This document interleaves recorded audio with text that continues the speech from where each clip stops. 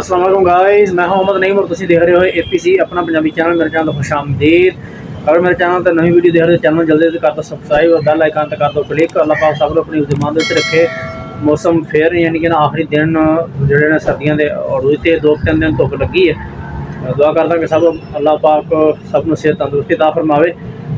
Guys अज तुहानू मैं जिला रहींजार खान शहर पाकिस्तान का बहुत ही मशहूर मारूफ शहर और इतना बड़ा मशहूर है और है बिल्कुल छोटा जहा। तुहानू मैं शहर का यानी कि मेन दिखावागा। वीडियो के नाल लाजमी जुड़े रहना। बिल्कुल ही ना जिस तरह नाम वह मशहूर है उतना बड़ा शहर नहीं है सही है लेकिन इतना बड़ा नहीं है, बिल्कुल छोटा जहा शहर। तो तुहानू मैं वह बिल्कुल यानी कि सेंटर जोड़ा ना शहर का मेन रोड जितों शहर में जो लगता है वह अंदरला मेन रोड तुम दिखावागा और तुम वीडियो के नाल लाजमी जुड़े रहना। वीडियो अच्छी लगे तो वीडियो लाइक जरूर कर देना। तुम देख रहे हो कि इतनी लंबी लाइन शहर का है भी मेन रोड है और इतों गुजरना भी फिर जाना बहुत मुश्किल हो जाता। हम समझो कि मैं बिल्कुल पैदल वाला हिसाब है मेरा, ठीक है। लंबे अगे जाके मजीद हो रहा है, इस तरह रश आ जाता कि रोड बिल्कुल ही ब्लॉक हो जाता है ना, ट्रैफिक जाम हो जाती है।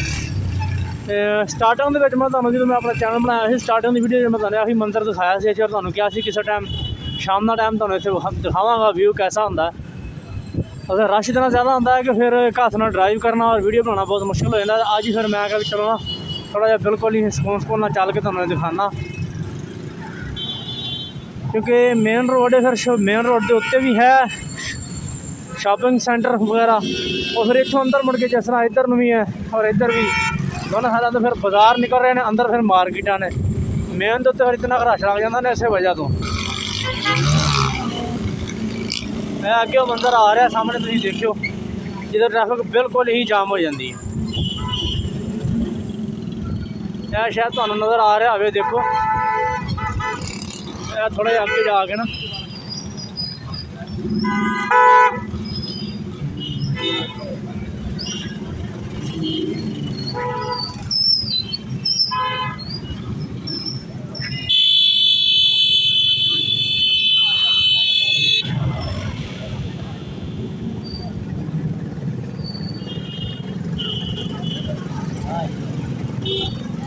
आलम है जी। देखो गड्डी चलाना इतना मुश्किल होया पे।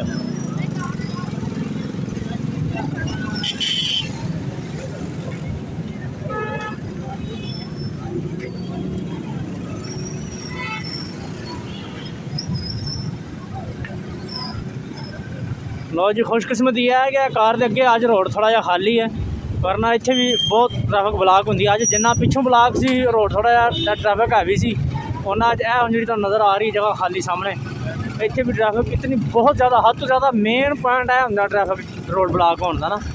अज अल्लाह करे इतने जगह थोड़ी जी क्लियर है। अगे आ गया सिटी पोल।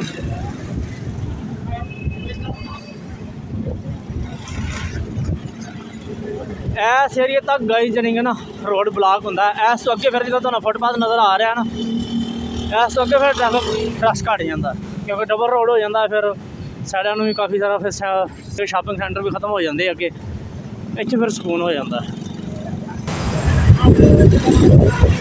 जी। गाइस उम्मीद है कि तुम देखा होना है शहर का मंदिर और ट्रैफिक ब्लॉक किस तरह हो जाती है रोड। उम्मीद करना गाइस जो तुहानू वीडियो अच्छी लगी होगी, वीडियो अच्छी लगी हो तो लाइक कर देना, ना भी लगी हो तो मेरी हौसला अफजाई कर दिया करो और तुम अपने शहरों के बारे आ जाना कि शहरों में की हालात होंगे। क्योंकि मैं बाकी होर शहर देखे है ना उत्थे मेन इस तरह प्रॉब्लम नहीं बनती क्योंकि इतने मेन रोड यही है और इसके उत्ते भी शॉपिंग सेंटर ने उसे अंदर भी जाती है, इस तो फिर ज़्यादा प्रॉब्लम बन जाती है ना जी। गाइस उम्मीद करता हूँ वीडियो अच्छी लगी वीडियो लाइक कर दो, चैनल सब्सक्राइब कर दो, बेल आइकन क्लिक कर दिया करो। मिलते हैं नेक्स्ट अच्छी वीडियो। सब अपना ख्याल रखो। अल्लाह हाफिज़।